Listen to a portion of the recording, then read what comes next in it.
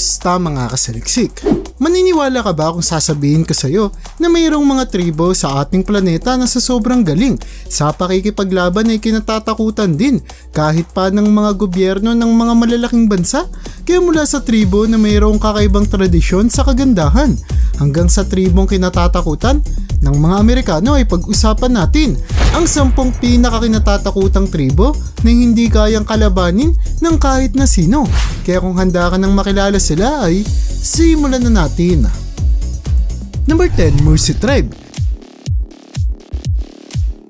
Sa silangang bahagi ng Africa ay matatagpuan ang bansang Ethiopia kung saan naninirahan ang isang tribo na kung tawagin ay mga Mursi na maniwala ka man o sa hindi ay mayroong kakaibang tradisyon kung saan mapapansin na ang kanilang mga kababaihan ay nagsusuot ng metal na disc sa kanilang labi na nagiging dahilan para unti-unting magkaroon nito ng siwang na kanilang palalakihin sa paglipas ng mga panahon.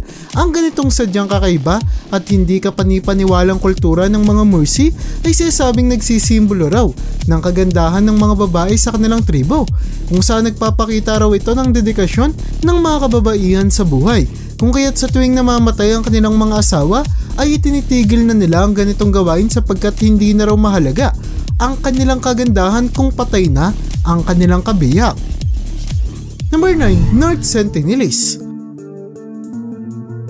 Matatagpuan sa bansang India ang isang isla kung saan naninirahan ang isang pangkat ng mga taong talaga namang hindi mo gugustuhin makalaban, at ito ay ang mga North Sentinelese na mahigpit na pinoprotektahan ang North Sentinel Island na kanilang ginawang tirahan, kung saan ang bawat taong lalapit dito ay agad nilang inaatake at pinapatay na nagiging dahilan para maraming mga sumubok bumisita sa isla ang nasawi matapos maengkwentro ang tribo na ito. Dahil sa hindi pinahihintulutan ng pagbisita sa North Sentinel Island ay nananatili pa ring misteryo para sa atin kung paano namumuhay ang mga tribo dito at kung bakit matindi na lamang ang kanilang galit sa ibang mga tao.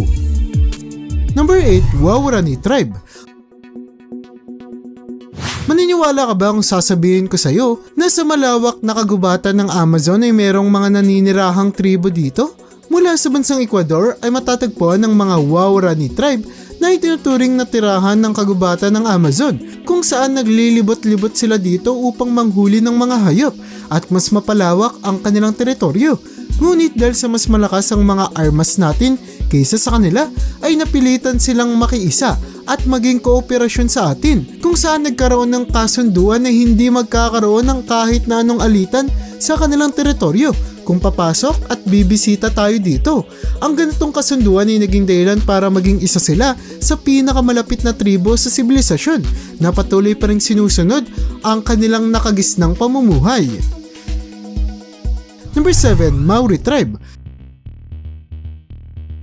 Sa dinami-dami ng mga tribo sa ating planeta ay sigurado ako na ang tribo ng mga Maori ang isa sa pinaka hindi mo gugustuhin kalabanin, sa kadilan ng nagmula ang tribo na ito sa kanununuan ng mga mandirigma, kung kaya't sanay na sila sa pakikipaglaban, kung saan meron pa nga silang tradisyon ng pagkain sa katawan ng kanilang mga nakalaban, sa paniniwalang makukuha nila ang lakas at kapangyarihan ng mga ito na nagpapakita lamang kung gaano pinapahalagahan ng tribo ang kanilang kalakasan. Marami pa nga silang mga sayaw at mga ingay na ginagawa na sinasabing nagbibigay takot daw sa kanilang mga kalaban na nagiging dahilan para maging isa sila sa pinakamalakas na tribo sa ating planeta.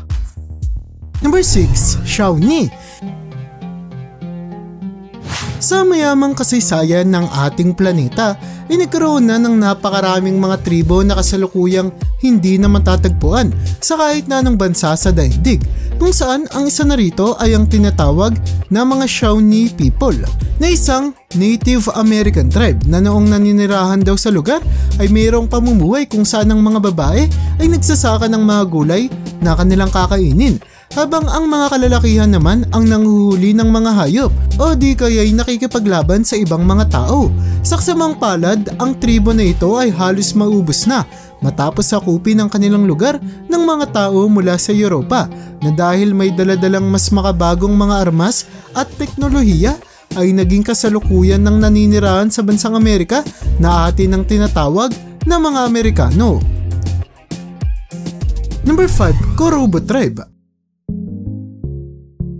Ang isa pang tribo na naninirahan sa Amazon ay hindi mo gugustuhin kalabanin ay ang Korubo Tribe mula sa bansang Brazil na kilala ng mga residente bilang mga clubbers sa kadila ng kaysa mga sibat o iba pang matatalim na armas ay pinipili ng mga miyembro ng tribo na ito ang paggamit sa mga batuta o ibang mabibigat na panghampas na sinasabing ginagamit din daw nila upang patayin ang ibang taong susubok na pumasok sa kanilang teritoryo. Dahil dito ay hirap ang mga otoridad ng bansa na makipagkomunika sa tribong ito, lalo na't madalas silang nagiging agresibo sa kahit na sinong makakasalubong nila na hindi nila kamiyembro. Number 4, Northern Cheyenne. Ang malawak na bansang Amerika ay ang isa sa lokasyon kung saan naninirahan ang ilan sa pinakamaraming mga tribo sa ating planeta. At ang tribo na ito ng mga Northern Cheyenne ang isa sa pinakakilala sa lahat. Ang Northern Cheyenne Tribe ay makikitang naninirahan sa estado ng Montana kung saan sinasabing isa sila sa pinakamapayapang tribo sa lahat. Sa kadila ng nakikisalamuha sila sa ibang mga tribo kahit pa sa sibilisasyon kung saan madalas silang nakikipagkalakalan kung kaya't madalang lamang daw magkaroon sila ng alitan sa ibang mga tao. Mapagmahal din sa kalikasan ng mga Northern Cheyenne kung kaya't madalas mga gulay at halaman ang kanilang ibinibenta kaysa sa mga hayop. Number 3, Apache.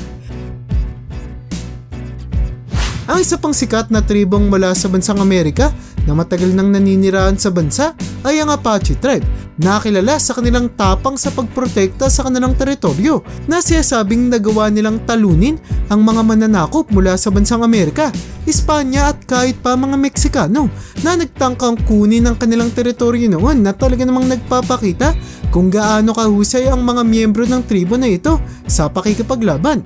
Nakakalungkot lamang isipin na sa paglipas ng mga taon ay kumunti na lamang ang teritoryo ng mga Apache kung saan tanging 5 lugar na lamang sa Amerika ang kanilang itinuturing na tirahan na nagpapakita lamang kung gaano nakalakas ang atin ding teknolohiya na hindi na kaya pang labanan ng karamihan sa tribo sa ating planeta. Number 2, Yali Tribe.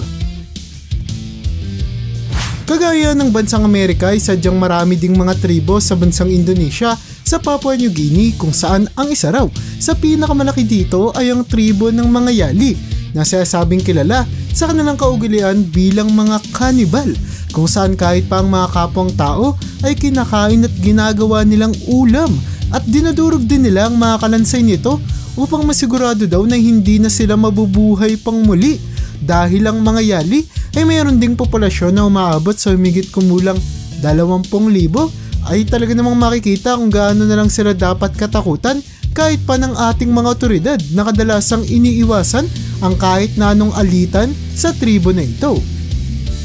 Bago tayo dumako sa una sa ating listahan ay gusto ko munang makita mo ang larawan na ito na nagpapakita ng kakaibang tradisyon sa iba't ibang bahagi ng ating planeta kung saan makikita sa kaliwa ang lotus feet mula sa China kung saan pinaniniwalaan ng mga tao doon na kung mas maliit ang paa ng babae ay mas nakakaakit sila na nagiging dahilan para maraming batang babae ang pagsuotin ng mga maliliit at masisikip na sapatos.